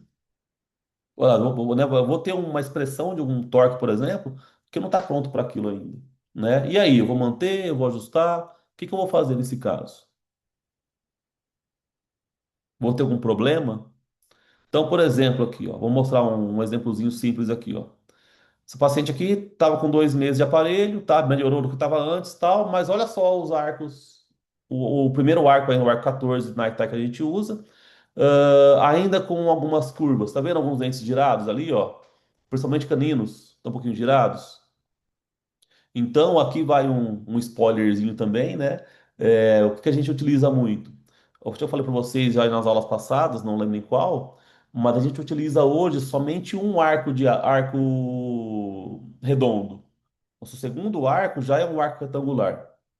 E aqui eu vou explicar uma coisinha que é um detalhezinho que faz muita diferença, que é o que está aplicado aqui. Então, por exemplo, o paciente veio, te montou o aparelho e tal. Segunda consulta, 2 meses depois. Ele voltou, estava assim. Posso subir de arco já? Poxa, se eu só uso um arco redondo, o meu segundo arco vai ser retangular. Vai entrar um arco retangular, por exemplo, nesses caninos? Porque olha como é que estão divertidos. Aí só que se você olhar aqui, ó, você pode ver por que que esse arco tá tá curvado assim? Porque na verdade aqui, ó, observe bem os caninos, eu coloquei amarrilhos nesses caninos. Por que eu pus amarrilho nesses caninos? Para ajudar a empurrar esse arco na base do slot para ele completar a função dele de corrigir essa diversão. Se eu subo de arco, eu vou forçar demais o clipe. Muita gente fala, ah, Daniel, o clipe do bracket quebra muito fácil. Ou eu não consigo fechar o clipe. Não é que o clipe é ruim ou que não está quebrando fácil. É porque você está subindo de fase na hora errada. Não está na hora de subir de fase ainda. E a gente fala, a gente tem aquela ansiedade, né? Quer correr logo, quer correr logo. Você acha que vai ganhar tempo, você vai perder tempo. Porque você vai ter que corrigir depois o problema que você causou. Então, vamos com calma, tá com paciência. Olha só, um simples recurso de colocar um amarrilho nos dentes e ter uma diversão maior, já te resolve o seu problema. Próxima consulta, os dentes já vêm alinhados, nivelados, você consegue passar o ar com tranquilidade, sem sofrimento, sem ficar fazendo força, sem quebrar o clipe, com tranquilidade, certo? Então vamos agora aqui integrar, né, todos os nossos recursos, juntar tudo que a gente falou aqui, tá? Porque quando a gente fala de stop, não é só uma parte, ou só o stop, ou só o levante, ou só o ar que vai resolver, tá? Funciona tudo junto e misturado, literalmente, tá? Qual que é a lógica da decisão clínica? Então, olha lá, toda hora a mesma coisa, né? Importantíssimo, fundamental. Primeira coisa importante, diagnóstico. Depois do diagnóstico, vou definir os objetivos. Depois dos objetivos, vou pensar nos movimentos que tem que fazer para aquilo. Pensei nos movimentos, aí eu vou pensar nos riscos que ele pode trazer para mim. Só depois disso eu vou pensar no recurso, que são os stops, os levantes, elásticos, enfim. E depois eu penso no controle de torque. Então, esses recursos que nós estamos falando aqui hoje, eles só fazem sentido se for relacionado a um plano. Não são aleatórios. Então, o mesmo recurso, ele pode ter tratamentos totalmente diferentes. Então, se eu não tenho um planejamento, ele vira um recurso, tentativa e erro, vamos ver se dá certo ou se não dá. Fez algum efeito que eu não gostei, tem que ir lá corrigir. Ou seja, as nossas consultas, elas se tornam reativas. Eu vou ver o que aconteceu para depois pensar na próxima. Agora, se eu uso meus recursos com planejamento, eu já sei qual que é o meu objetivo. Então eu vou utilizar o meu recurso com aquele objetivo.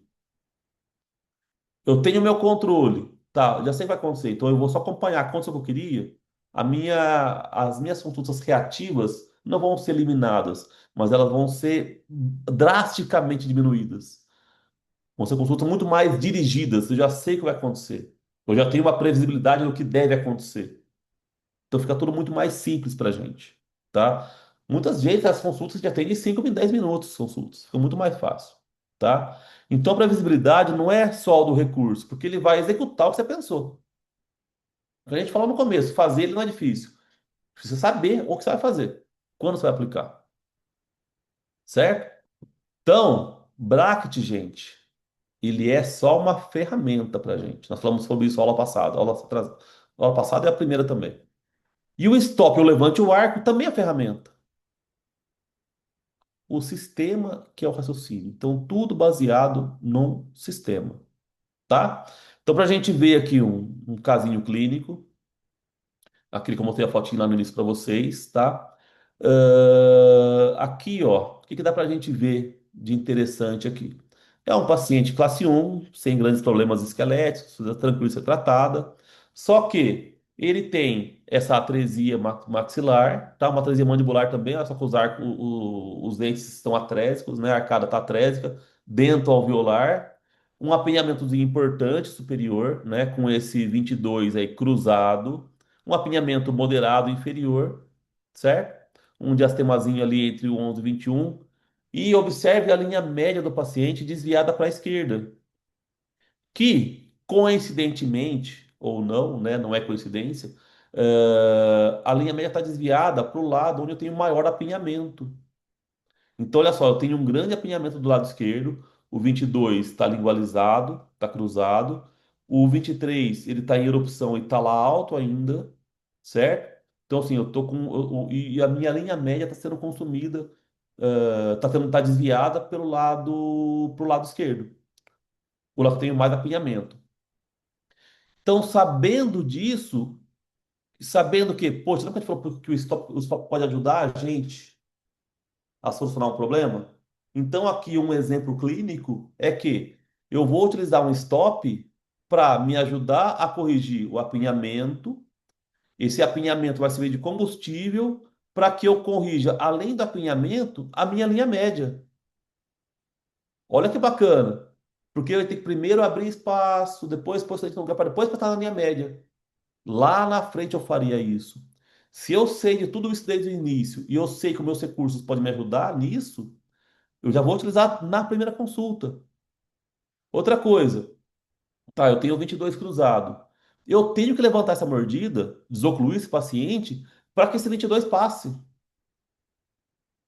Então, se eu sei de tudo isso, olha só, na minha primeira consulta, eu já faço um levante. Ah, Daniel, que tamanho que é o levante? O tamanho, nesse caso, que, né, suficiente para que eu consiga descruzar esse 22. Então, olha como é que está alto esse levante. Então, o paciente foi desocluído, nós montamos o aparelho dele em todos os dentes, inclusive colamos no canino. E aí, se observar, tem outro recurso aqui junto, nesse caso, que a gente fez. Olha aqui, ó.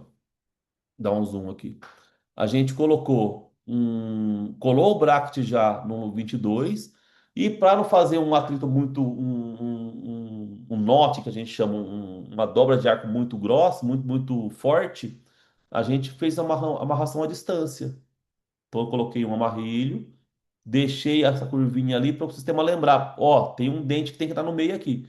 Porque se eu não ponho nada ali, esse dente vai ficar, o canino vai descer, vai consumir espaço, certo? Então eu preciso tomar esse cuidado aqui. Pergunta, Claudinha. Daniel, quando que você vai optar pelo levante no superior ou no inferior? Excelente pergunta. Inclusive é uma pergunta que está lá no artigo, eu vou mandar para vocês depois, assim que sair. Tá, joia? Basicamente, né, vou resumir muito aqui. A gente utiliza levante posterior para pacientes dólicos, pacientes com mordida, tem tendência à mordida aberta, tá? Levantes anteriores a gente tende a utilizar em pacientes braquifaciais, paciente com mordida profunda, pacientes com terço médio da face diminuídos, certo? Na verdade, a minha pergunta foi, quando nossa, hoje eu tô ruim para perguntar. Quando você escolhe fazer o levante no superior ou no inferior, Ah, tá, entendi. Eu sempre prefiro entendeu? fazer no O superior. levante posterior, quando você escolhe superior ou inferior? Eu sempre prefiro fazer no superior, por Por praticidade quê? clínica. Porque fazer Hum, levante no molar inferior é complicado, não é? Paciente com a língua em cima, salivando, tem que afastar, é bem mais complexo. O superior é certo, mais fácil de você isolar, de você confeccionar. É uma questão certo, clínica mesmo, tá? tá joia. Obrigada. Imagina. Então aqui, ó, primeiro recurso fundamental aqui, levante de mordida, para poder descruzar, para poder esse 22 e ir para o lugar. Outra questão importante, lembra que eu comentei da linha média? Não está desviada para a esquerda? E eu não tenho mais apinhamento para a esquerda? Então, observem que o meu stop ele está na mesial do 26. O que que vai acontecer aqui então? Quando o meu arco começar a funcionar, ele vai expandir, que é o diagrama dele. Ele vai querer correr para os lados, para frente e para trás. Ele vai querer voltar ao formato original dele. O que que vai acontecer? Ele vai para os lados, ok, está descluída a mordida, show de bola. Observe que, se você olhar a linha do arco para frente, do lado esquerdo, tem muito mais curva, ou seja, eu tenho muito mais comprimento de arco consumido do lado esquerdo do que do lado direito. Concorda? E aí, qual que é a função do stop ali nessa posição? O stop é que vai querer ir para os lados, para frente e para trás. Para os lados ele vai, ok, dois lados iguais. Para trás, do lado direito, esquerdo, ele vai? Não vai, por quê? Porque o stop trava, ele encosta no tubo, não vai vir para trás. Se não vai para trás, ele só vai para frente. Do meu lado direito, não tem nada que impeça ele ir para trás. Então, essa sobra de ar que está do lado esquerdo, ele vai um pouquinho para frente, mas ele vai muito mais para a esquerda. E o que vai me ajudar muito nisso é esse apinhamento desse 22. Então, observem todo o raciocínio.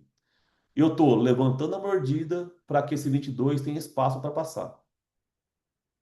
Então, ele está livre para poder passar. Eu quero, a minha linha meta desviada para a esquerda, eu quero que ela vá para a direita. E a minha sobra de arco, meu apinhamento maior, está todo do lado esquerdo. Então, se eu travar o lado esquerdo lá atrás, não deixar o arco ir para trás, ele vai usar todo esse combustível, que é esse apinhamento, para ele ir para o lado direito, que é tudo que eu quero. Então, se eu olhar a foto lateral aqui, ó, tá lá atrás, não sei se você consegue ver lá, ó. Tá, tenta ver o levante, tem o tubo do primeiro molar, na frente do tubo tem lá o stop. Então, todo esse monte de sobra de arco aqui vai tudo pro lado direito. Ele vai trazer esse lateral e vai ir pro lado direito. Ah, Daniel, tá bom demais pra ser verdade, né? Vamos ver se acontece isso de verdade mesmo. Olha só, em 2 meses, o que que aconteceu com esses dentes? Em 6 meses, tá praticamente pronto. Olha ali a média corrigida. Praticamente corrigida, né? Falta um pouquinho só. Eu corrigi o apinhamento, trouxe o meu 22 e corrigi a linha média só com stop com arco e com levante de mordida. Pensado lá no começo do caso. Como que a gente faria isso no convencional sem ter esse raciocínio? Consigo fazer? Claro que consegue, tá? Só que eu imagino que é uma maneira muito mais difícil, muito mais demorada, muito mais sofrida que essa maneira, certo? E agora, depois de 6 meses, eu subi de arco para o meu segundo arco, que é o arco 14 por 25 Naitai, e só agora eu montei no inferior. Então, se eu olhar agora o arco inferior, você observa que eu colei em todos os brackets também, não fiz nenhum desgaste, e se você olhar bem também, olha as fotos laterais, eu criei um pouquinho de overjet. Porque eu permiti, esse caso me permitia isso. Eu não mostrei a radiografia dele, porque não é o foco do caso. Não está discutindo o caso inteiro em si. Eu quero só mostrar a função dos levantes, dos stops para vocês, tá? Então, utilizando esse pensamento, eu estou afirmando que eu podia vestibularizar um pouquinho os superiores, corrigir a linha média, e agora eu estou afirmando também que eu posso vestibularizar um pouquinho os inferiores. Então, eu vou corrigir o apinhamento inferior as custas de expansão, olha como eu expandi o arco superior, mas o inferior está um pouquinho atrésico ainda. Então eu vou corrigir meus apinhamentos através de expansão lateral, transversal e vestibularização. Tá, Daniel, o que que vai me ajudar nisso? Observem os stops dos inferiores onde eles estão. Eles estão lá atrás. Por quê? Porque ele vai impedir com que o arco vá para trás, o arco vai só para frente. Certo? Então eu vou corrigir o apinhamento, o meu arco já é expandido, de acordo com o transversal, e ao mesmo tempo eu já melhoro esse overjet que eu criei, porque eu afirmei que eu podia fazer nesse caso. Então tá aqui, ó, 10 meses depois, o caso praticamente pronto. Agora só uns detalhezinhos para finalizar. Como eu comentei, o objetivo não é mostrar o caso inteiro em si, mas o que eu quero mostrar nesse caso para vocês é o que que a gente ganha de tempo nesse tipo de casos. Então, olha só. Em 10 meses de tratamento, eu fiz praticamente tudo que tinha que fazer, com tranquilidade, com simplicidade, com pouca coisa na boca do paciente. Observem aqui o que a gente teve de expansão no arco superior e no arco inferior, tá? Então, assim, é um casinho para a gente hoje é simples, não sei qual que vocês, como é que vocês avaliam o grau de dificuldade desse tipo de caso, mas com esse sistema ficou muito mais simples tratar esses pacientes, tá? Ficou muito mais fácil de resolver. Pergunta, Claudinho. Ah, hoje eu tô perguntando muito, hein? Muito bom. Ficou todo mundo quieto Ô, aqui. Daniel, eu ainda arrepio muito com uma quantidade de apinhamento desse. Qual Aham, que é a eu minha sei. preocupação? Minha preocupação é tábua óssea vestibular. Aham. O que que você me Então, fala disso?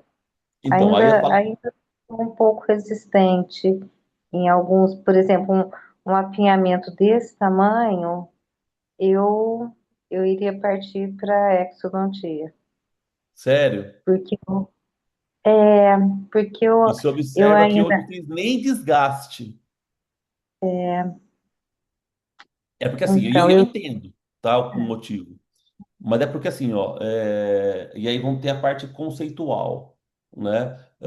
Quando a gente usa forças leves, a gente não está levando o dente através do osso, porque a gente aprendeu a movimentar dente através do osso. Ou seja, se eu penso que estou movimentando o dente através do osso, eu tenho que ter osso. Se eu não tenho osso, eu não movimento o sim, dente, certo?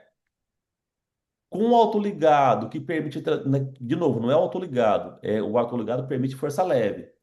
E a permissão de força leve, posso utilizar um arco de força leve e contínuo. Conceitualmente, forças leves me permitem remodelar o osso. Se eu remodelo o osso, eu estou levando o dente e estou levando o osso junto. Entendeu a diferença? Por sim, isso que a gente não mas fica limitado ao tamanho do arco. A gente consegue aumentar o perímetro total de arco, tanto no transversal quanto no vestibular, certo? Então, olha só, num caso que a gente pensaria em exo, a gente tratou em 10 meses, sem nenhum recurso a mais, sem ancoragem esquelética, sem nada demais, só com um sistema, com baixo atrito, com arco de força leve, com levante de mordida e com um stop bem posicionado, sem passar uma lixa. Entendeu a diferença? sim, e isso teoricamente não tem, ele vai remodelar, tá? Aí, isso, É, é remodelação é óssea. É teórica isso. e cientificamente, É tá? isso que eu quero saber. Você vê mesmo essa remodelação? Você se sente seguro com essa tábua óssea vestibular de fazer Nossa, eu esse posso tipo de mostrar casos movimento? bem piores que esse. Ah, tá, E assim, o que a tá. gente tem feito ultimamente, como eu falei, Hum, né? Eu trabalho com esse sistema aqui já fazem 12, 13 anos e eu faço só isso, né? Só hum, autoligado a 11, 12. E até mais autoligado, na verdade. Que eu fazia as dois, né? Depois eu parei de fazer o convencional por esses motivos. Eu faço hoje exclusivamente só o autoligado bidimensional, tá? Por esses motivos. Falando de uhum, ortodontia fixa, né? Claro, tem até alinhador, outras coisas, mas em ortodontia fixa eu trabalho exclusivamente com esse sistema. Por esse motivo. É uma junção de técnicas que a gente fez, tá? E agora a gente está através, assim, eu sou clínico, né? Não sou cientista. Mas a ideia aos pouquinhos a gente está conseguindo. Agora vai ser o quarto. A gente tem dois já publicados, um vai sair agora. A gente tem mais dois casos que já estão prontos para ser submetidos para enviar. Isso em revista grande, né? E tem mais dois meus e tem mais. Não, tem três, meu, dois que está no meu nome, mais um que foi outros colegas que fizeram lá no mestrado, que já publicaram na revista da Mandic, casos clínicos desse sistema, entendeu? Então a ideia é o quê? Começar a trazer cientificamente o que eu faço clinicamente há muito tempo. tá? É. Porque Uhum. tem realmente essa questão científica, né? Precisa estar embasado. Agora, exclusivamente desse sistema, não, mas a gente está trazendo aos pouquinhos isso daí. De que maneira? Linkando várias coisas, com vários links, entendeu? Hum. Mas Tá clinicamente eu ótimo. te falo com total segurança, e você vai ver depois com o Segurança. tempo mais casos que é, isso acontece e é estável. É estável. Tá. E é estável. Eu tenho um controle aqui de 5, 6 anos já. Ah, que legal. Tá ótimo. Obrigado, viu? Imagina. Então, gente, o que que esse caso mostra pra gente, tá? Que não foi só um simples alinhamento e nivelamento. Foi uma condução de caso. Então, os levantes serviram para quê? Para liberar a mordida pra gente, para mudar o ambiente da nossa mecânica. Os stops me ajudaram a corrigirem a média superior e corrigir o apanhamento inferior através de vesporização, quando é possível, né? No caso aqui foi. Então, ele ajuda a gente a orientar a direção da força. Ah, a utilização da sequência de arcos com critério, não é aquela receitinha, esse mês ou mês que vem, tal, tal, tal. Não. Quando que é a fase certa de trocar? Quando eu vou mudar de arco? O controle progressivo do tratamento. E os recursos todos que a gente utilizou estão conectados ao principal objetivo. Qual que era o objetivo desse caso? Corrigir apinhamentos, corrigir a posição do 22, descer, né, descer o 23, corrigir linha média, corrigir apinhamentos inferiores. Então, sabendo de qual é o meu diagnóstico, sabendo dos meus objetivos, eu vou montar o meu tratamento baseado em tudo que eu queria que acontecesse, para que ele seja feito de uma maneira que seja executável. Então você percebe que foi tudo muito mais simples, desde que foi feito um bom diagnóstico e um planejamento coerente com o sistema, tá? Por isso que é um sistema. E a gente mostra, ó, o caso, não precisa pôr mais força. Você pode ver que quase todo o caso foi feito com um arco só, com o arco 14. O resto dos outros arcos deram aquele ajustinho e tal, mas o principal arco que fez quase que tudo foi o arco 14. Um arco 14 termoativado, forças super leves. Então não é a força, é a direção. Como que a gente vai aplicar essa força, tá? E isso conflita muito a gente que vem daquela base mais tradicional da orto, porque a gente não aprendeu desse jeito. Então conflita muito a gente nisso do início.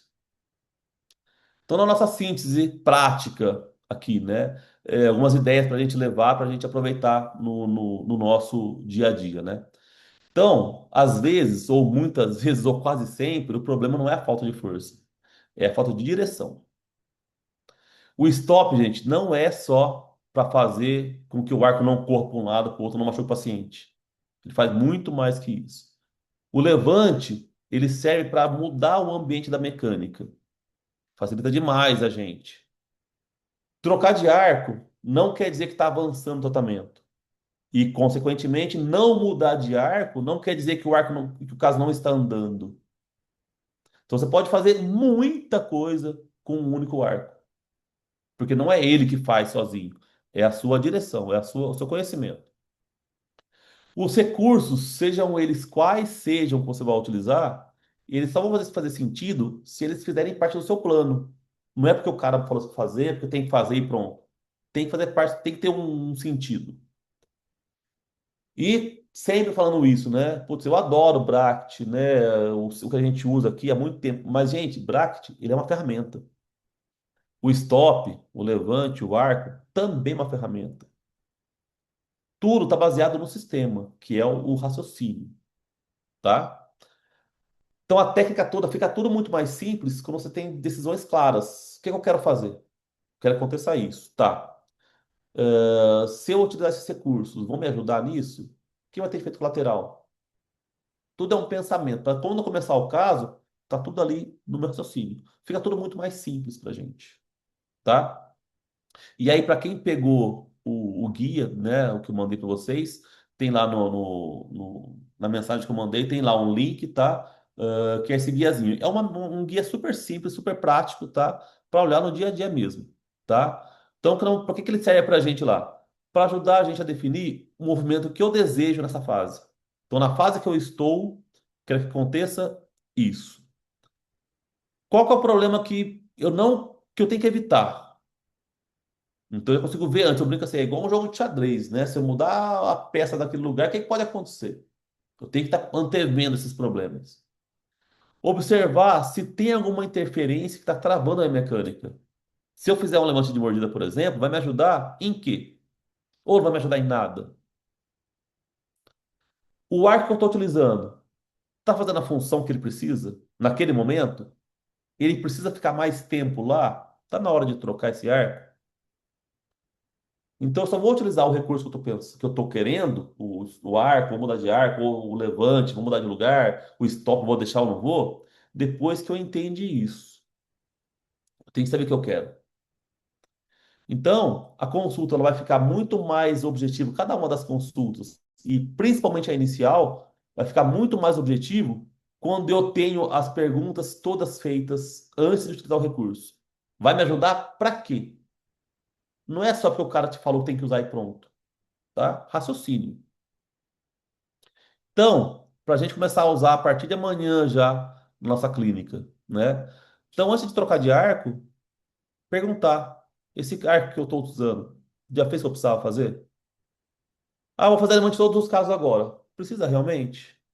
Eu preciso destravar alguma coisa? Vai me ajudar? Ou pôr um stop. Como eu falei, né? O stop depois do meio do tratamento não vai te ajudar muito. Mas eu tenho que conhecer ele antes, porque se eu souber o que ele pode fazer, na minha primeira consulta eu vou ganhar meses ali, muito tempo, e vou evitar um monte de problema. E uma das coisas mais importantes, né? Antes de aumentar a força, que é a tendência natural nossa por mais força, a direção da força está certa? Pensa nisso. Tá na direção certa? E eu gosto muito de anotar o que eu tô fazendo, o que eu fiz na consulta e o que que eu espero que eu faça na próxima. O que que eu quero que aconteça na próxima. Então, todo paciente que eu vou atender, antes de atender, eu vou olhar na minha agenda aqui. Ah, tá lá. É, eu fiz isso no último dia e né, o que eu tenho que fazer na próxima consulta. Isso daí me dá uma clareza clínica muito grande. E faz a gente ganhar muito tempo na consulta, e mais do que na consulta, muito tempo total de tratamento. Porque eu não fico mais vendo o que vai acontecer e tapando buraco e correndo atrás e tal. E muitas vezes a gente quer atender com pressa e é onde a gente demora mais tempo. Aí isso eu falo sempre, né? Ah, de fotografar, o quanto é importante fotografar. Putz, mas perder um tempo tirando foto é uma canseira, né? Aí você deixa de perder ali 5 minutinhos que seja tirando foto. Você não demora, depois de um tempo, você não demora nem dois, tá? Mas você perde 5 minutinhos, perde entre os 5 minutos, você vai ganhar meses lá na frente. Meses lá na frente. Porque você se organizar, ver o que você fez antes, como é que estava, o que que você espera, poxa, já te dá uma segurança e o paciente percebe isso. Tá vendo que você está seguro do que está fazendo, tá? Então, são pequenas decisões que a gente toma que vai melhorar muito a nossa condução lá no final, certo? Então, os recursos que a gente usa, ele só faz sentido para a gente quando está conectado ao nosso diagnóstico, aos nossos objetivos e à sequência do tratamento que eu tenho que fazer, que eu quero, tá? Então, eu tenho que saber de tudo isso. E aí, né, um convite para vocês, né? Vocês já sabem, né? Todo mês, primeira semana do mês, a gente tem essa aula aberta, que a ideia dessa aula é mudar o nosso olhar clínico, mostrar a lógica dos tratamentos, né? E abrir perguntas, tá? Então, assim, eu falo sempre, vocês sempre têm que perguntar. Então, Claudinha, não fica preocupada de perguntar, deve perguntar, tá? Eu quero que mais gente pergunte. Eu não tô vendo vocês aqui, eu quero que vocês me perguntem. E na aula a gente Obrigada. conversa pessoalmente lá na aula, a gente vai conversando, vai falando ali e se torna muito mais produtivo, tá? Aqui eu não vejo vocês, é bom que vocês perguntem, certo? E para quem quer aprofundar mais no sistema, a gente tem um curso de imersão, tá? Onde a gente aprofunda totalmente no método, aprofunda na aplicação de tudo isso, organiza a nossa clínica, tá? Então, essas aulas abertas que a gente faz aqui, ela ajuda a gente a mudar o nosso olhar, tá? Mas a imersão vai a fundo mesmo no método. A gente está montando agora a turma 14, tá? É a 14ª turma desse sistema.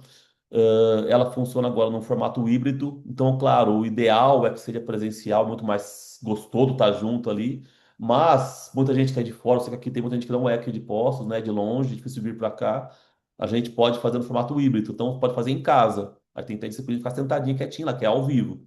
Então, tá o pessoal lá na sala de aula, vendo pessoalmente, e você, né, quem for fazer online, vai ver pelo Zoom, a aula igualzinha, todo mundo vê, não está presencial, mas está todo mundo te ouvindo, todo mundo te vendo, a gente está te ouvindo também, perguntando tudo normal, tá? São turmas pequenas, que a gente é um bate-bola, são conversas mesmo, né?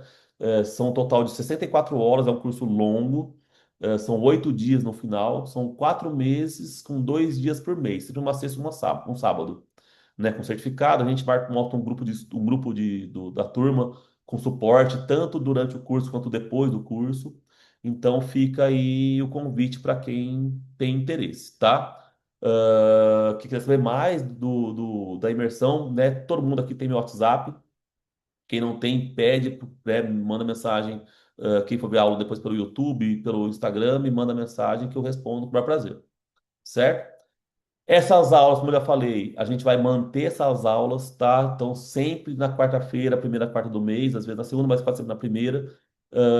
A gente faz esse bate-bola clínico aqui, tá? Sobre planejamento, sobre biomecânica, sobre previsibilidade, tá? Então, quem tá gostando, a Claudia perguntou, pode chamar quem quiser, tá, gente? Pode chamar todo mundo. A ideia é que mais pessoas, né, conheçam esse sistema de trabalho. Tomara que vocês estejam gostando e indiquem para outras pessoas, tá? Então, na próxima aula, vai ser dia 2 de setembro, a gente vai falar de ancoragem. Então, quando que a gente precisa de uma biomecânica com ainda mais controle? Tá? Eu não posso perder a ancoragem de jeito nenhum. Lá em outubro, a gente vai falar sobre função, sobre musculatura e sobre estabilidade. Em novembro, a gente vai falar sobre o sistema de trabalho da ortodontia, como a gente tem feito, tá? E em dezembro, a gente faz um fechamento clínico do ano, para que, se fizer sentido para todo mundo, a gente continua fazendo essas aulas uma vez por mês, tá?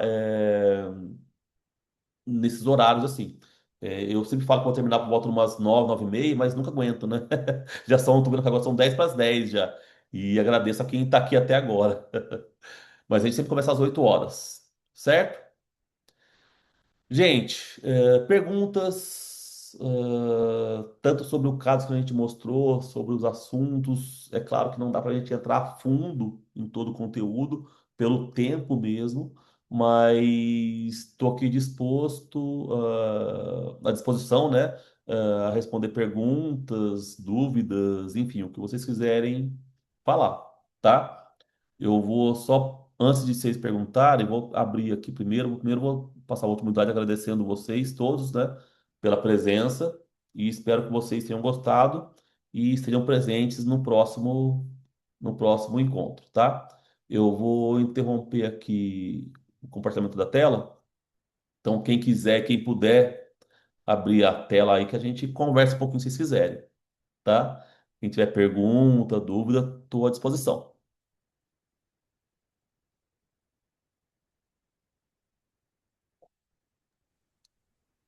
A Ju está Agradecer, comentando Dani. aqui. Obrigada, viu?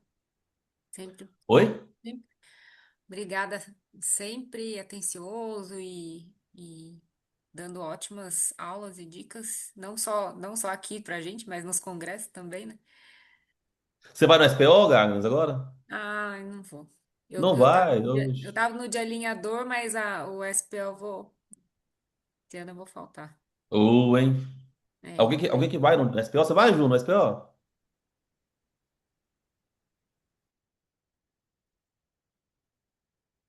E cortou seu áudio, Ju. Sua câmera eu tô vendo, o áudio Oi. não. Então, eu não estou muito animada no SPO, não.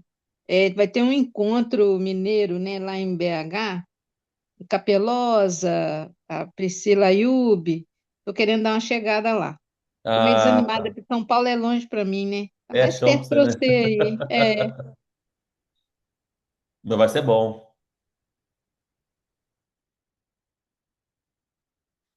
Pessoal, obrigado pelo. A Maria tá comentando aqui, tá com. Também não dormi lá. Tá ótimo, Maria. Obrigado, viu, pela presença.